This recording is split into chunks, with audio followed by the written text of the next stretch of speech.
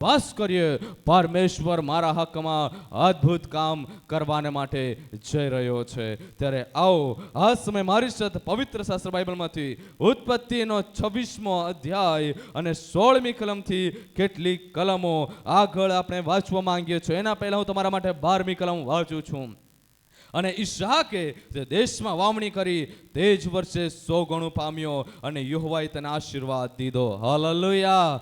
મારા પ્રિયો, વિશ્વાસથી જ્યારે ઈસાકે વાવણી કરી, એ સમય દુકાળનો સમય હતો, એ સમય વરસાદની કોઈ આશા નહીં હતી, પણ છતાં પણ વિશ્વાસથી જ્યારે ઈસાકે વાવણી કરી દીધી અને એ 100 ગણું પામ્યો. મારા પ્રિયો, તમે પણ વિશ્વાસથી જે વાવશો, આવનારા દિવસોમાં એ લણશો અને ભરપૂરીપણામાં લણશો. Hallelujah, hallelujah. પરંતુ મારા પ્રિયો, આજનો જે વિષય છે, એ વિષયમાં હું હવે આગળ વધવા માંગુ છું. અને એ વિષય છે બાપના સમયમાં જે લઈ લેવામાં આવ્યું, એ પુત્રના સમયમાં પરમેશ્વર ડબલ અભિષેકની સાથે આપવાને માટે જઈ રહ્યો છે. Hallelujah, hallelujah. જે પાછલા દિવસોમાં શેતાને કદાચ ચોરી લીધું, પરંતુ પરમેશ્વર એના પુત્રના હકમાં અદ્ભુત કામ કરવાને માટે જઈ રહ્યો છે. પરમેશ્વર એની કલીસિયાના હકમાં અદ્ભુત કામ કરવાને માટે જઈ રહ્યો છે. ત્યારે મારા પ્રિયો, જ્યારે 16મી કલમ વાંચીએ છીએ તે દેવનું વચન એ પ્રમાણે કહે છે, અને અબીમેલેક ઈસાકને કહ્યું, તું અમારી પાસેથી જા, કેમ કે તું અમારા કરતા બહુ સામર્થ થઈ ગયો છે. પછી ઈસાકે ત્યાંથી નીકળીને ગેરારના નીચાણમાં તંબુ માર્યો ને તે ત્યાં રહ્યો. મારા પ્રિયો, અહીં ઈસાકને પરમેશ્વરે એટલો બધો આશીર્વાદ આપી દીધો કે અબીમેલેક કહેવા લાગ્યો, તું ઘણો વધી ગયો છે, હવે અહીંથી જતો રહે, નહીં તો પછી કદાચ તો અમારો સ્વામી થઈ છે. એટલા માટે અબીમેલેકે ઈસાકને ત્યાંથી મોકલી દીધો. મારા પ્રિયો, આજ અબીમેલેક છે જેણે અબ્રાહમની પત્ની સારાને લઈ લીધી, પરંતુ દેવે ચેતવણી આપી અને ફરી એના આપી દેવા પડી. મારા પ્રિયો, જેણે બાપની પાસેથી લીધું, પરંતુ પુત્રને આવીને કહી રહ્યો છે, તું અહીંથી જા, કેમ કે તું ઘણો સામર્થ છે, દેવે તને આશીર્વાદ દીધો છે.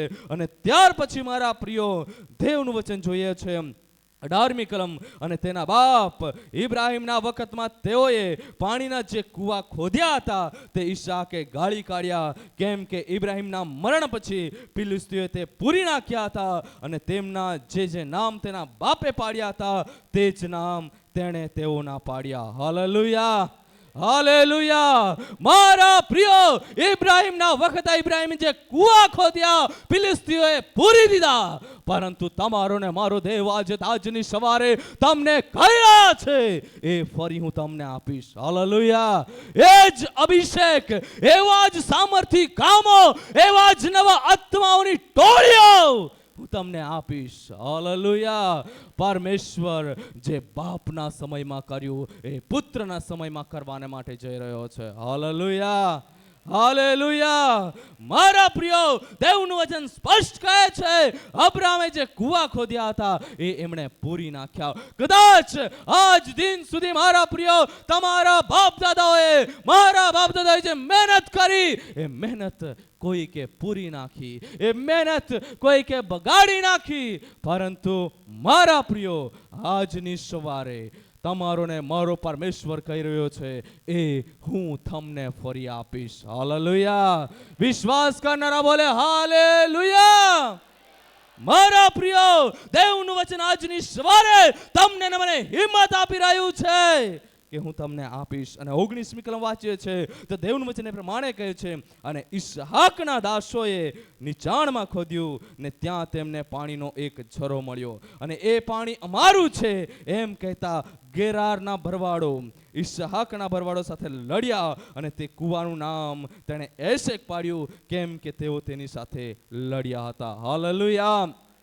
એશેકનો મતલબ થાય છે ઝઘડો. મારા પ્રિય, બાપના સમયમાં જ્યારે કૂવો ખોદવામાં આવ્યા હતા અને એ કૂવાને જ્યારે એમણે ગાળી કાઢ્યા, પરંતુ એ ગેરેરના ભરવાડોએ એ ઝઘડો કરીને માંગી લીધા. મારા પ્રિય, અહીં ઈસાક મહેનત કરે છે, એ બેસી રહેતો નથી. જે બાપે જ્યાં મહેનત કરી છે, બાપે જે કૂવા ખોદ્યા છે, એ કૂવાને ફરી એક વાર ગાળી કાઢે છે. મારા પ્રિયો, તમારા ને મારા આત્મિક બાપે ઘણી મોટી મહેનત કરી છે, ત્યારે હવે પછી આપણે બેસી રહેવાનું નથી. હવે પછી આપણે પણ આત્મિક જીવનમાં આગળ વધવાનું છે. હાલેલુયા. ઈસાક બેસી નહીં રહ્યો. મારા બાપની પાસે તો ઘણું બધું છે, હું શા માટે મહેનત કરું, હું તો હવે આરામ કરીશ, એવું નહીં. ઈસાકે મહેનત કરી, એ કૂવાઓને ગાળી કાઢ્યા. મારા પ્રિયો, અને ત્યારે એ ગેરારના ભરવાડોએ ઝઘડો કરીને માંગી લીધા. પરંતુ મારા પ્રિયો, તમારો ને મારો બાપ તમારા ને મારા માટે ઉત્તમ વ્યવસ્થા કરે છે. ભલે એક માંગે તો માંગી લેવા દો, પરમેશ્વર બીજાની વ્યવસ્થા કરી દે છે. Hallelujah, hallelujah. અને મારા પ્રિય 21મી કલમે પ્રમાણે કહે છે, અને તેઓએ બીજો કૂવો ખોદ્યો ને તે વિશે પણ તેઓ લડ્યા, અને તેણે તેનું નામ શિટનાહ પાડ્યું. અને મારા પ્રિયો, ત્યાર પછી ફરી એકવાર બીજો કૂવો ખોદવામાં આવ્યો અને ફરી એકવાર એમને પાણી મળી ગયું.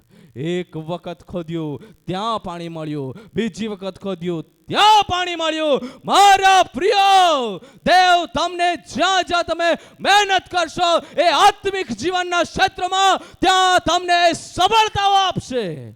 અને આજે એ સફળતાના વાયદા કરી રહ્યો છે તમારા અને મારા સાથે. મારા પ્રિયો, બાપે જ્યાં જ્યાં ખોદ્યું, બાપને પાણી મળ્યું, અને એના જ હકમાં પરમેશ્વરે અદ્ભુત કામ કર્યું. એના પુત્ર ઈસાક એ કૂવા માટે જ્યાં જ્યાં એણે મહેનત કરી ખોદ્યું, ત્યાં એમને ઝરાઓ મળી આવ્યા. હાલેલુયા. મારા પ્રિયો, પ્રભુ ઈસુ ખ્રિસ્ત એ તો જીવનનો ઝરો છે.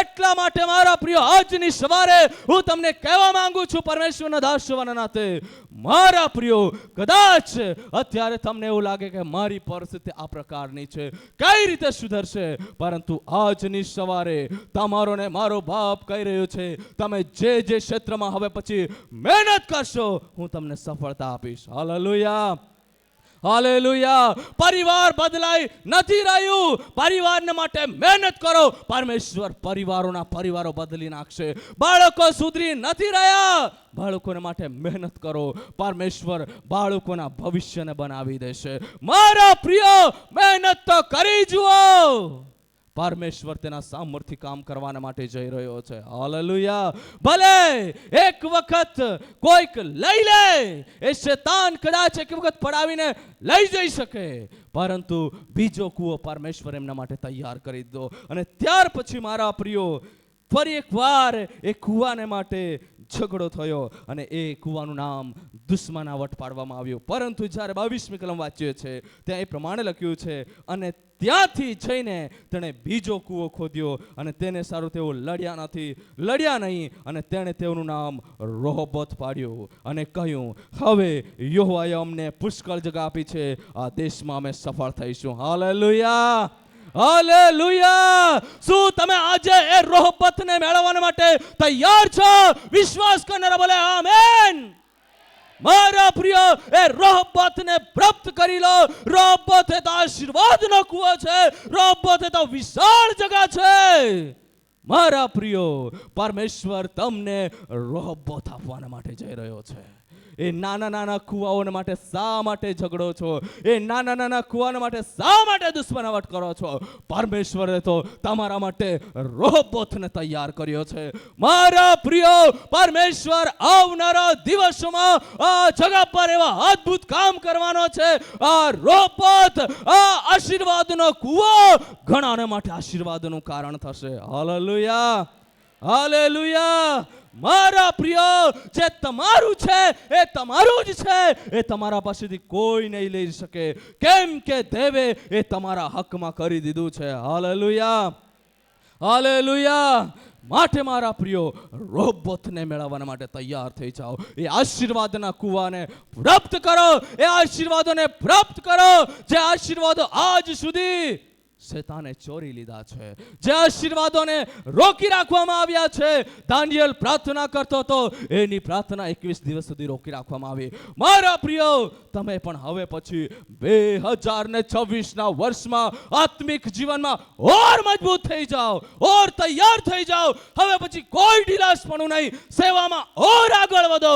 એક વખત હળ પર હાથ મૂકી દીધા પછી હવે પાછળ જોવાનું નથી, હવે આગળ ને આગળ વધવાનું છે. Hallelujah, hallelujah. અને આગળ ને આગળ વધીશું મારા પ્રિયો, એ રોહબત આશીર્વાદને પ્રાપ્ત કરીશું. એટલા માટે મારા પ્રિયો, આપણા જીવનોને તૈયાર કરીએ. મારા પ્રિયો, એ એદન વાડીની અંદર તમારા ને મારા આદિ મા બાપ આદમ અને હવ્વાની પાસેથી શેતાને ઘણું બધું છીનવી લીધું. એમણે ત્યાંથી એદન વાડીમાંથી એ આત્મિક જીવનના છીનવી લીધું. સુખ, શાંતિ, આનંદને છીનવી લીધો. દેવની સાથેની ઉપસ્થિતિને છીનવી લીધી. દેવની સાથે દરરોજની મુલાકાતને છીનવી લીધી. એથી પણ વિશેષ એમને એદન વાડીમાંથી પણ હાંકી કઢાવ્યા. પરંતુ મારા પ્રિયો, જે બાપની પાસેથી શેતાને ચોરવાની કોશિશ કરી, દીકરાના હકમાં પરમેશ્વરે અદ્ભુત રીતે આપ્યું. Hallelujah, hallelujah. પરમેશ્વરનો પુત્ર પ્રભુ ઈસુ ખ્રિસ્ત એ સ્વર્ગનું સિંહાસન છોડીને માનવ જાતના ઉદ્ધારને માટે પૃથ્વી પર આવ્યો. એ તમારી ને મારી સાથે રહ્યો. શેતાને વિચાર્યું, બાપની પાસે મારે લઈ લીધું છે, હવે પુત્રની પાસે કઈ નહીં રહે. પરંતુ એને એ બાબતની ખબર નહીં હતી, પુત્રની પાસે એથી પણ વિશેષ છે. Hallelujah, hallelujah. મારા પ્રિયો, એ પુત્ર પ્રભુ ઈસુ ખ્રિસ્ત આપણને પવિત્ર આત્મા પણ એને આપ્યો. હાલેલુયા.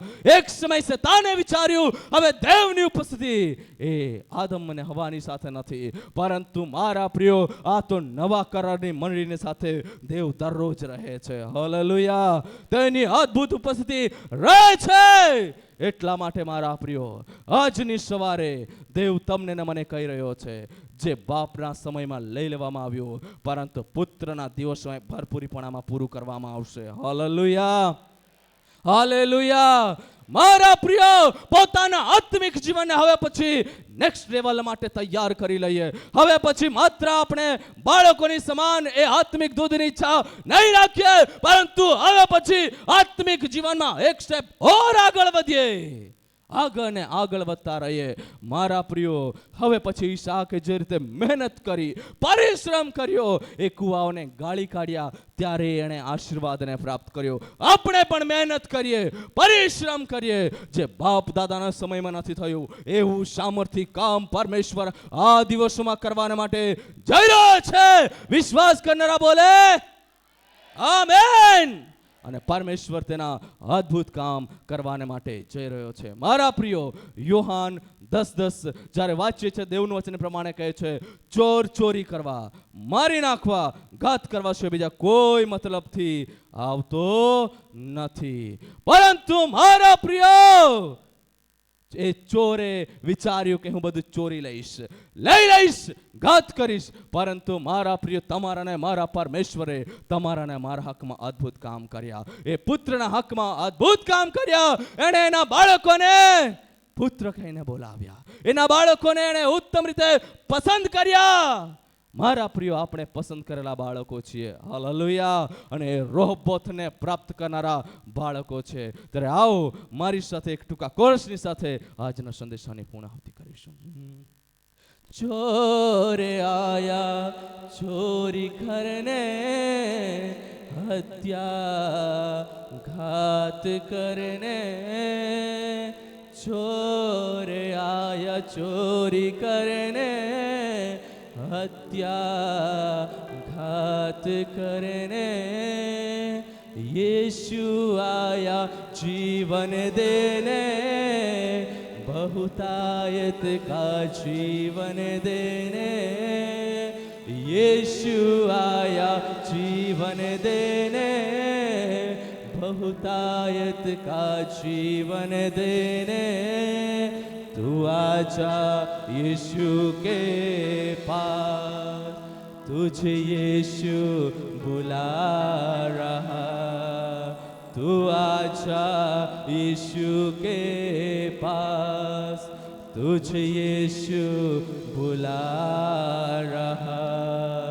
यीशु बुला बुला रहा, यीशु बुला रहा, तेरा नाम ले ले कर तुझे यीशु बुला रहा, तेरा नाम ले ले कर तुझे यीशु बुला रहा। મારા પ્રિયો, તમારું નામ લઈ લઈને આજે દેવ તમને ને મને એ રોહબોથ આપવાના માટે બોલાવી રહ્યો છે. તો મારા પ્રિયો, આપણે એ રોહબોથને પ્રાપ્ત કરી લઈએ અને પોતાના જીવનને સમર્પણની સાથે દેવની સેવામાં હવે પછી આગળ ને આગળ વધતા રહીએ. પ્રભુ આ વચન દ્વારા તમને ને મને આશીર્વાદ આપો, આશીર્વાદ આપો. Amen, amen.